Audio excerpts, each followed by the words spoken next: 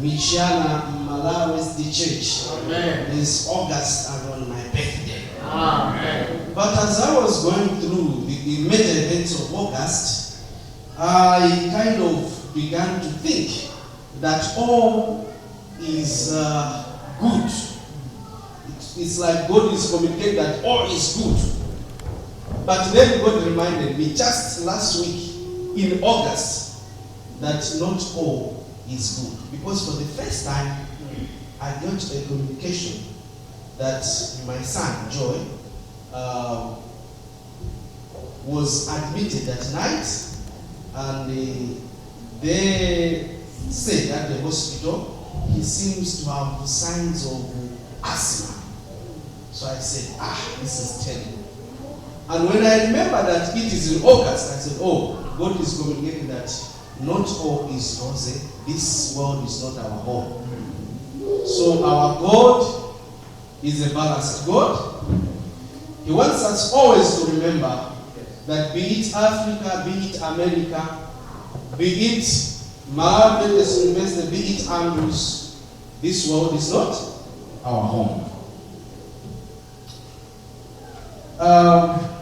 to get here, it has not been easy.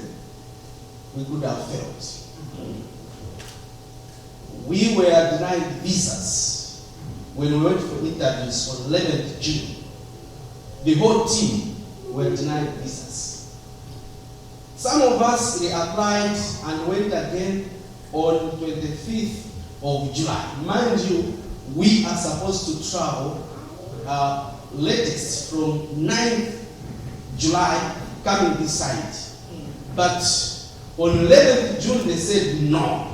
And now we're going back on 25th. That means we can't buy our tickets because we're not sure if we're coming or not. So when on 25 July, they gave us that status of visa, some of us, and the majority were denied again. It was only I, Pastor Mchewe Banda, and the Sister Charity Mpande, 3 of us. Now on 25, imagine now thinking of buying a ticket to Chicago.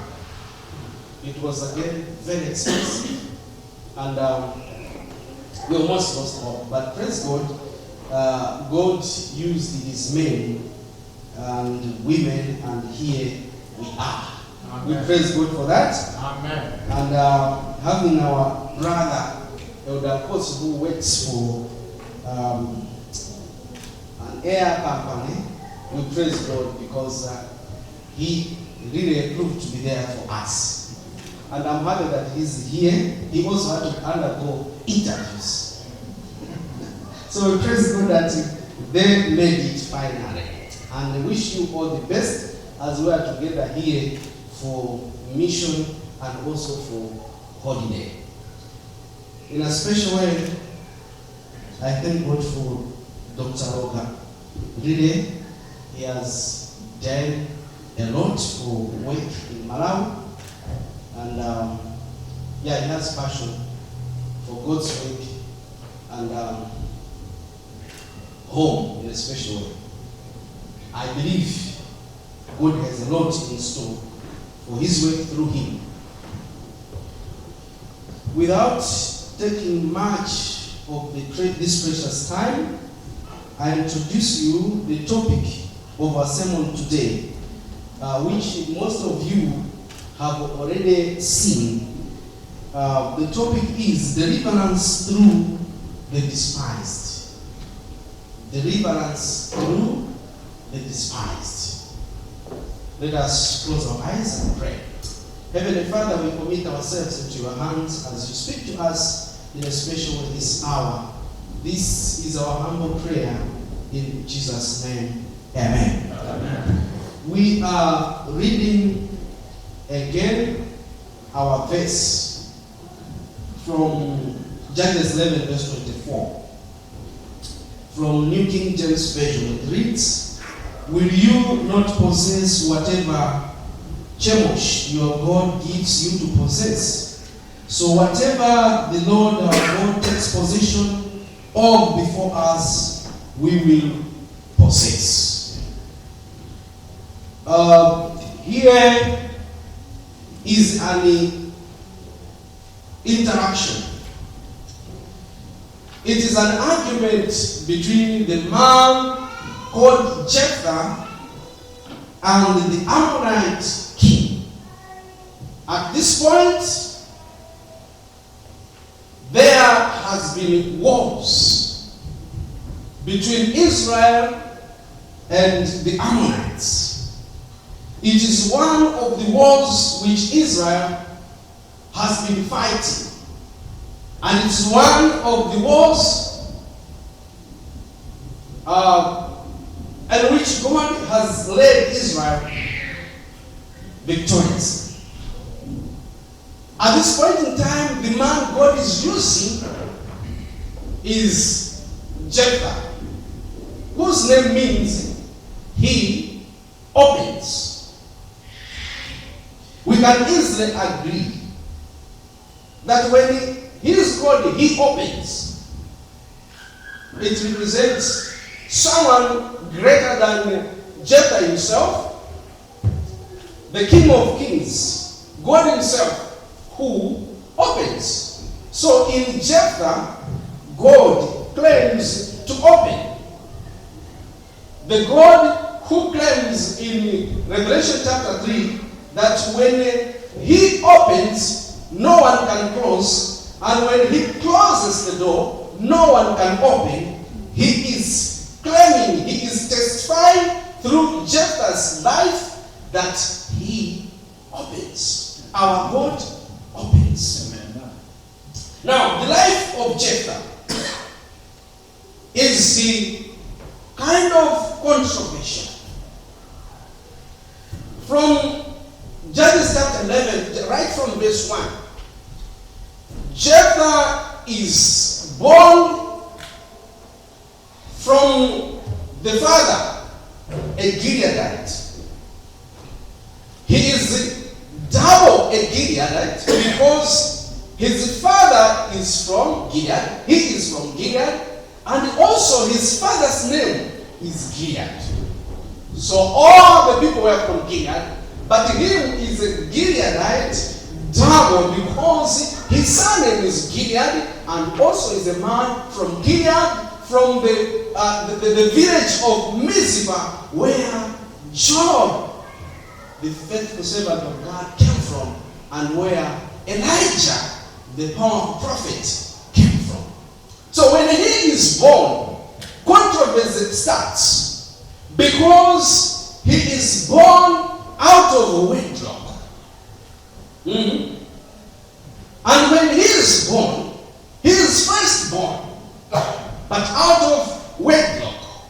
Now when Gilead marries, out of this legitimate wife are born sons. And when those sons grow up, from verse 2 you read, they chase Jephthah, telling him in his face that you have nothing to inherit from our father's house, for you are born from another woman. They say, from another woman.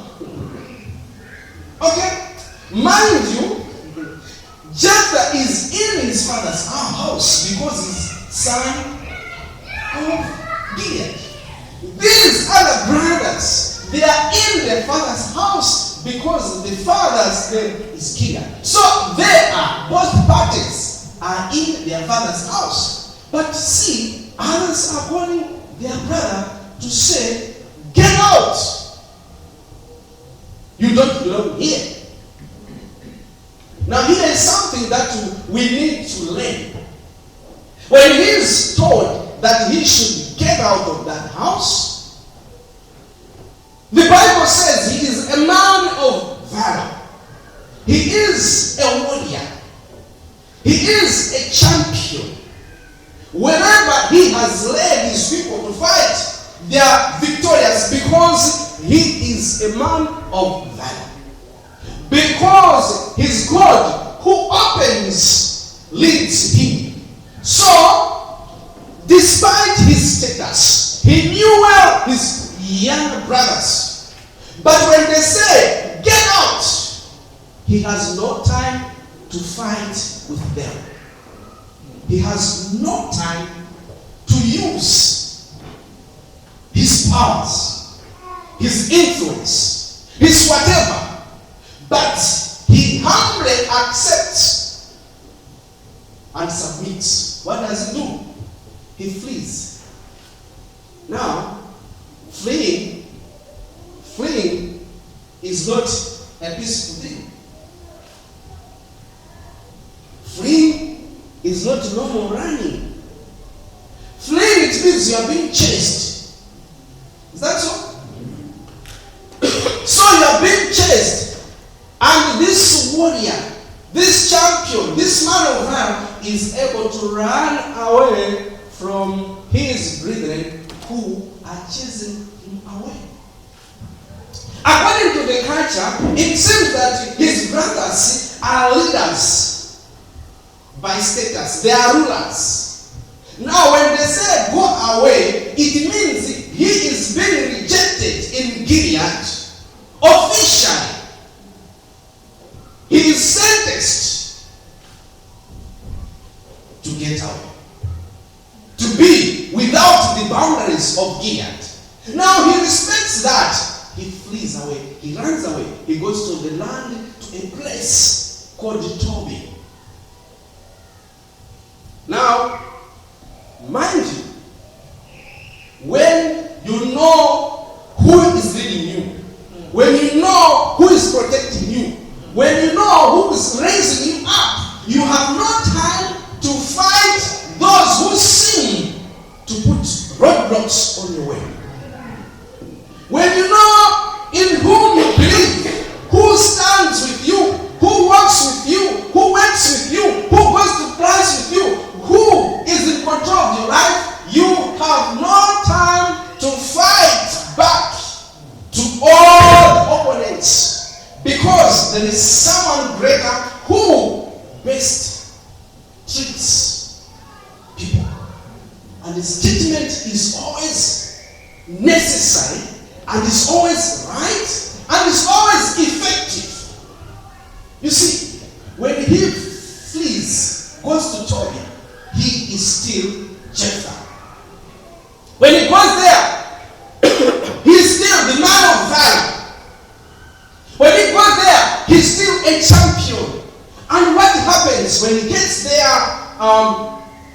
We read that this place, Toby, there was a long distance where, when people are passing through in the northeastern side of Canaan, when people are passing through that territory, there were robbers, there were bandits who were causing havoc to them, grabbing their stuff, killing them. Now this man, warrior, God has destined him for a special role again at that place. And he becomes now a protector of the people who pass through.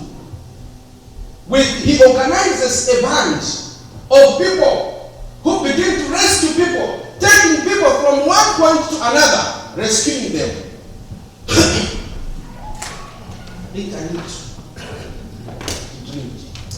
Now, this happens a number of times, and his fame goes all over.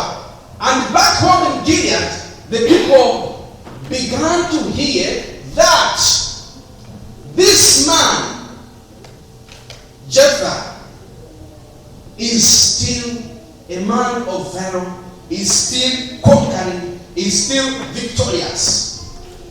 Something is happening as Israel is chasing away Jephthah. They are also chasing away Yahweh, their creator.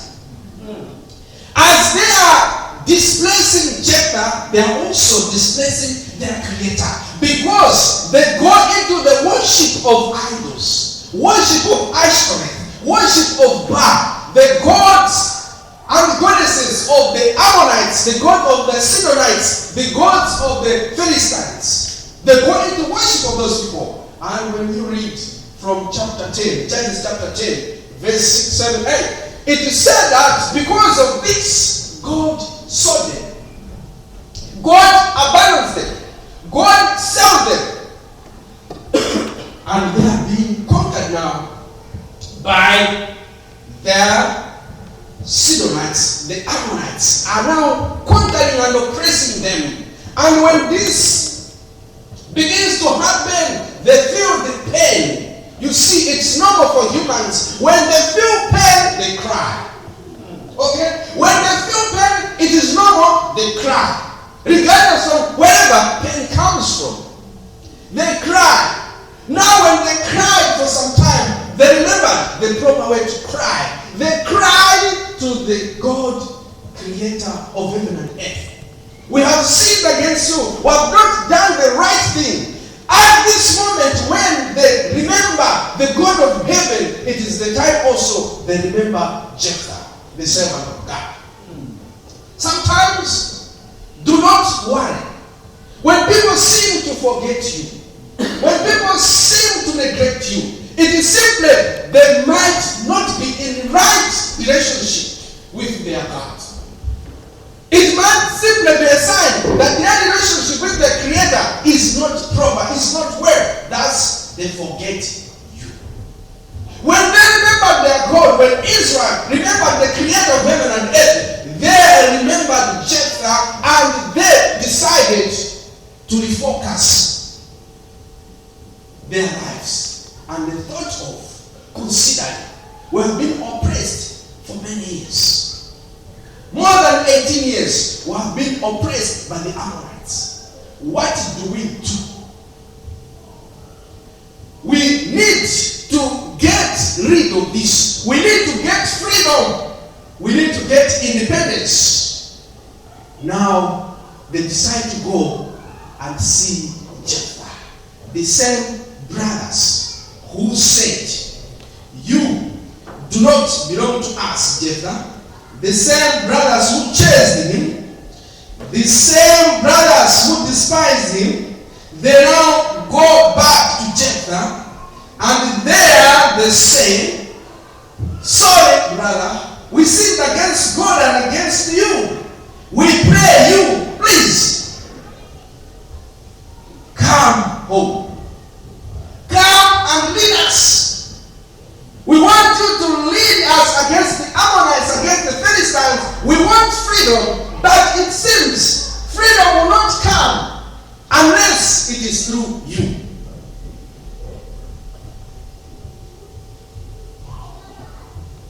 It is so painful, so humbling, when it has to be just someone whom you have to go through to get what you want. It is humiliating to learn that it will not happen unless we kneel to him, unless we ask him. It has to be through him. They had to follow him. Brother, come home, help us. Let us learn, brethren, to treat any person with esteem. Let us learn, brethren, in this world to respect each other. Let us learn not to despise anyone created in the image of God, because tomorrow is not in our hands. Little did they know that they will go back to Jephthah and ask for deliverance, because God has destined that Ps.Victor will only come with Jephthah leading Israel. We have experienced it, or maybe we have heard stories that sometimes it is the most despised who tomorrow will have to kneel. And people have knelt to cite people to ask, maybe for employment. I'm told of the story, a certain professor at home. He said a student was working in the immigration department. Now this professor was supposed to travel, whether was it to USA or to UK, I can't remember. But when this professor met this boy who was not converted yet in the office, he said, oh, you said your papers have problems? Go back, you are not going to travel. Then the professor asked why. The child said, remember, at school, you had no mercy. You were always giving me C's and D's. Even when I tried, even when I seemed to do the right thing, you always did that without mercy and professionally. So it's payback. I don't know what the relationship was outside the academic life. But this professor was saying, this boy was kind of revenge him. And he says his trip was delayed. He had to go back and rewake some things. When he got there, at last things worked. But the boy kind of also punched his prophecy. And we have heard that in this life, people have married those whom they never expected. Yes. Have you ever heard that? And in this life, parents have seen their children marrying from the family they have never expected and never wanted. If it were for the family voting, there was no vote. But marriage have taken one place. In this life, people have knocked into offices seeking for job, only to find that the man, the only man, or the only lady sitting on that desk is someone whose sight that never expected to meet. It is never pleasant to beg at that time to sight people. It is never pleasant to submit your application documents in such situation. But in this life, these things happen. Just because we are careless, we think today is an end on its own. We don't consider what tomorrow brings. Because we don't know. So this is what happened. They go back to Jephthah and see what he says. Jephthah, he says, didn't you expel me from my father's house? Judges 11 verse 7. He said, did you not hate me and expel me from my father's house? Why have you come to me now when you are in distress? You see, they are in distress and they see that Jephthah is the only way to freedom. They said, you have nothing to inherit in our father's house. Today, later, he is telling me, you expelled me from my father's house. The same father. Brethren, let me remind you that we have the same father, God, creator of heaven and earth. We belong to that one. He is the source of your life. He is the source of my life. He is the source of your success. He is the source of my success. And he gives according to his will.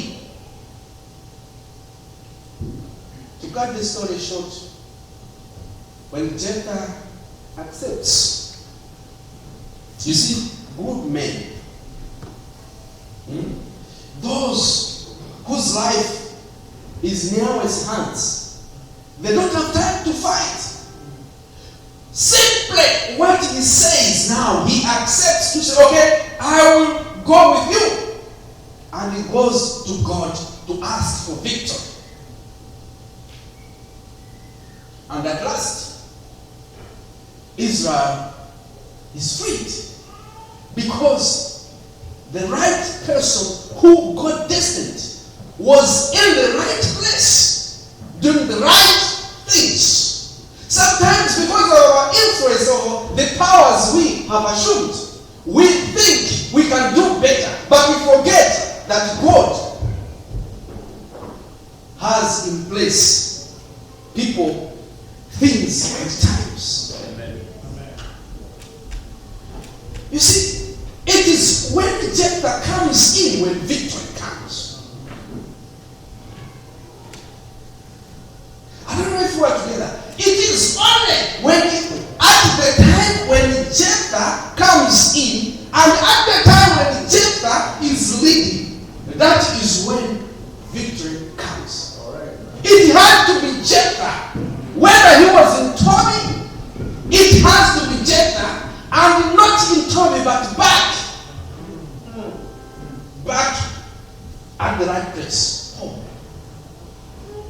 So let's not wait until when we are forced to do the unpleasant, but always let us regard one another as children of the same Father, the only Creator creator of heaven and earth, the only sustainer of our lives, the only source of our success, the only source of our protection.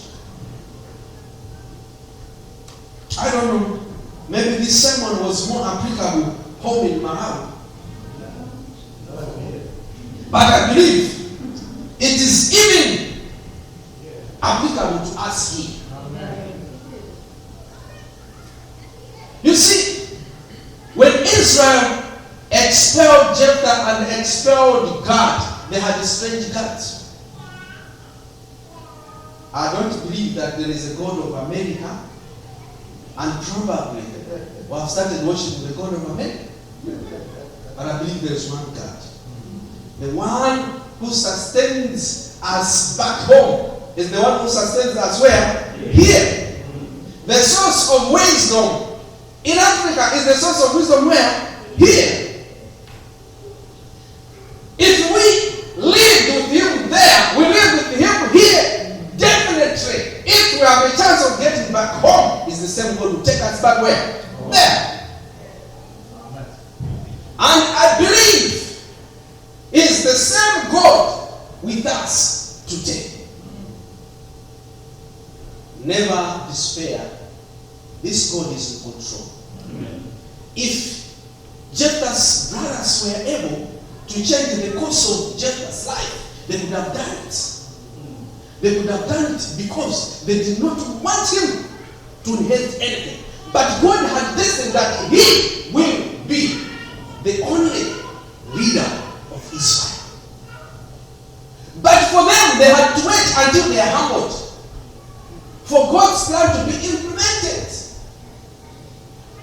Let us not wait for that time that we'll be humbled and then we'll do things according to God's will. No.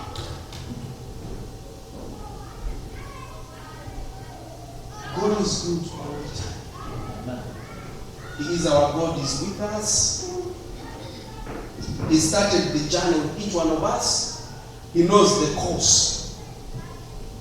He knows He has placed our stepping stones on our way, each one of us. He knows our destination and He is working, taking us there. No matter the cataracts, the bends on the way, Malawi, America, India, back, what. It is the same God. He is taking us where He knows. Let us have confidence. It's no mistake. God is leading us. For Jephthah to be known better, it was because he was told. They chased him, but they did not know that it was just a meander, it was just a bend. He was coming back to his right position. Let us not despair. Let us believe in our God, the creator of heaven and earth. And who opens and no one closes. Who closes and no one shuts. I don't think anyone can declare here that my door is closed. There is no way. No. For the living, there is always an opportunity. For the living, there is always hope. For the living, there is always room for change of history. What will become history to others, there is always room. Things can change because our God creates. By just His voice, things are made. I believe that this God will be our God here. SDA Michiana membership. And He is our God wherever we are. Whether we meet or we never meet again, I believe that this God who leads will remain your God, will remain our God. And that as He continues to lead us in this life, we continue following His ways. One day, will share eternity. Amen. Whether it is shared, it is still eternity. It is this life. If it is shared, we have portions and portions. But eternity is eternity. And it's always enough for us.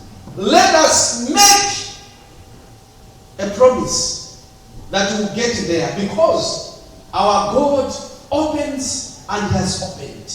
Our God is leading each one of us. And in that way, there is no one who can stand to obstruct. It is always a progress. It is always continuous. We are always exceeding. Today is not like tomorrow. To him be the glory. Amen. Amen.